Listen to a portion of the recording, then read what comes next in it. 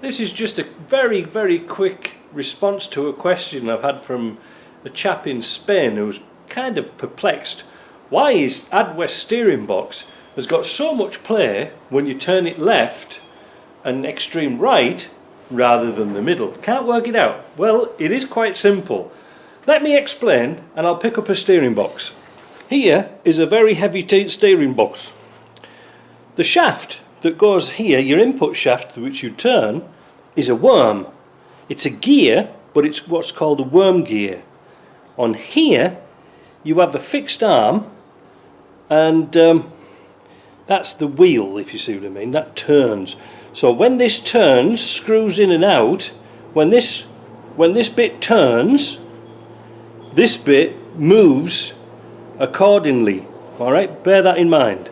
Let's look at the chalkboard. I'm not very good at drawing, and it would have been better done on a Photoshop or something like that, but I don't know how to use it. Now, imagine this bit is your worm going round and round and round. That's your input shaft. This here, with the pivot there, is your arm that actuates the bottom shaft. Notice, when it's in the middle, the distance is very small. It's tight to the worm. But as the worm moves and this arm gets further out, you can see what happens to the arc. Same at the other side, you see? It gets further, that point there gets further away. So there's a lot of slop in the steering, and you can see it when you turn your steering. It's got a straight ahead position, nice and tight. Turn it fully left, ooh, it's a bit sloppy. Turn it fully right, ooh, it's a bit sloppy. But that's the way it is, you can't change it. It's all to do with the distance from there to there and the arc of that. So obviously, when it's tight here, it's okay when it's straight ahead, because let's face it, 99% of the time, your car's going in a straight line. You'd only put it on the extremity of steering when you're in a car park or something like that, or going for some fish and chips. Who knows? So that's the reason why. You cannot alter it. It's fixed by laws of nature. And this is the reason why you have to set the steering box in the straight ahead position in order to move this arm up and down. Just let me reach it and I'll find out. When you're setting the play in the steering box, you loosen this bolt off here, this nut and this bolt, and you move it, oh God, I wish I could have chosen something lighter, up and down to put, oh damn it, I think I'll do this on the bench.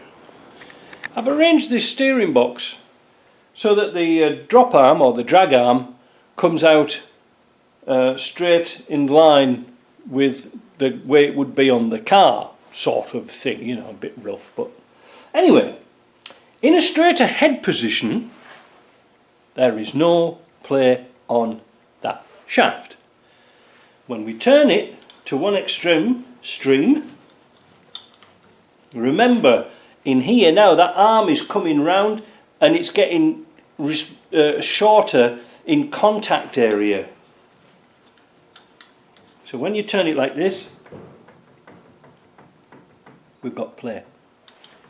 I'm not lying. Why would I lie to you? When we turn it back the other way,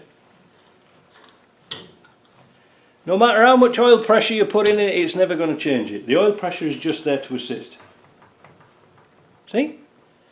So, why?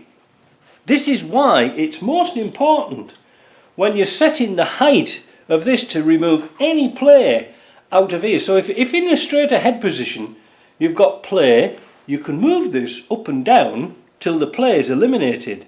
But, and this is a big but, don't overdo it, because otherwise the steering wheel won't fly back. You don't want it too tight and you don't want it too slack. That's just perfect, you know. So when you turn it like this, it's easy. But once you're on the car with the oil pressure up, you might not be able to center the steering wheel. So just if you haven't got the settings, because you see on here I have a piece of string which I turn and I set the torque correctly by the book.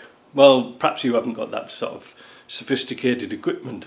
But it's so easy to over tighten it. So if you do it, just do it quarter of a turn, nip it, try it. If it's too tight, turn it back, and you'll get to the optimal position. Don't adjust this nut here. Leave that alone. Don't ever touch that one. There's nothing to adjust. On the side of the gearbox, on the steering box, I'll turn it round. On here, do not adjust this one either. Alright, there's a little grub screw underneath. Don't adjust it. If you want to take out any slack, this is the chap for you. This one on the top. Let's have a look. This one here. Now pay attention. Men, pay attention. There are some kits available on the market that are cheap, and they're cheap and nasty. This nut here is supposed to have a sealing ring underneath it. The kits that come out are just a regular 10mm nylon nut. Well, it'll stop it vibrating, but you need a seal under this flange here, and if you take the top off, take this nut off completely, you'll find there's a recess in this cap where the little seal fits into. Now if you put a flat-faced nut on there, it's gonna leak, so just be careful of that. We have enough problems with leaks as it is. We don't want to make them any worse. So I hope that's answered your question why there's so much play. It's the nature of the beast. Alright, we can't change it. So as long as it's in the straight ahead position, you take out the slack, it will be fine. Alright, so I hope that helps. Oh, that was worth a postcard, wasn't it? Or if not, a ticket to Las Vegas. That would be even better. I live in hope. Alright, see you in the next video. Bye.